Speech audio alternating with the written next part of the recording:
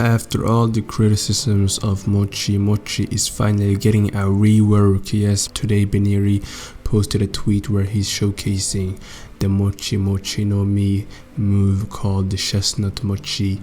That is a very interesting move, I'd like it though if he made flowing Mochi rather than Chestnut, but it's okay, you know, at least Mochi is getting one extra move and it's getting probably reworked.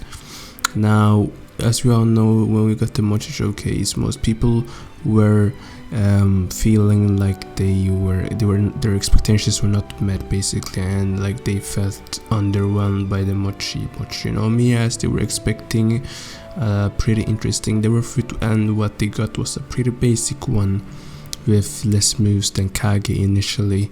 But now that it's getting another move added to it, will it save it? I'm not sure if it will save it, because Chestnut Mochi is not like enough to save their fruit as a whole.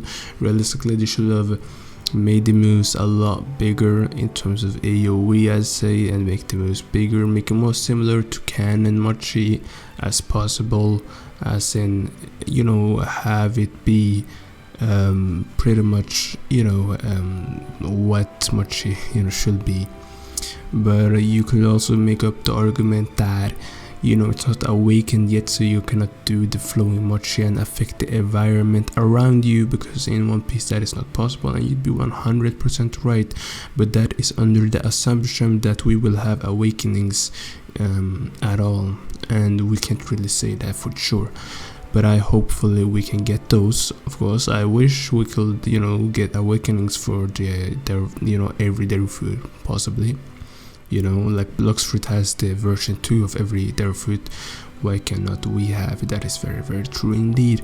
And I'm thinking if they do announce awakenings, they should give an awakening to Mochi where like moves like flowy Mochi and etc., where it's affecting the environment, should be added, and hopefully they do.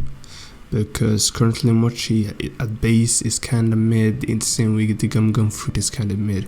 But of course we expect gears and we expect awakenings from both of those, and hopefully we can get them. As we all know, we haven't gotten any single sign of us getting awakening at all, so that's why we are kind of expecting the fruit piece to be coming with everything added, with awakenings added as a whole. That's why I feel like most people were underwhelmed, because they were expecting it to be awakened, while we got the non-awakened Mochi, which is fine.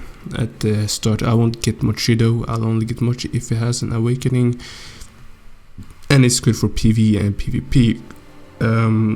Mochi is decent from my looks, as I've never tested it before, but it looks decent. Even the Kage no Mi is currently better than Mochi at base, and you know that makes no sense, because you know it's pretty obvious that Mochi is superior to Kage no Mi in One Piece canonically.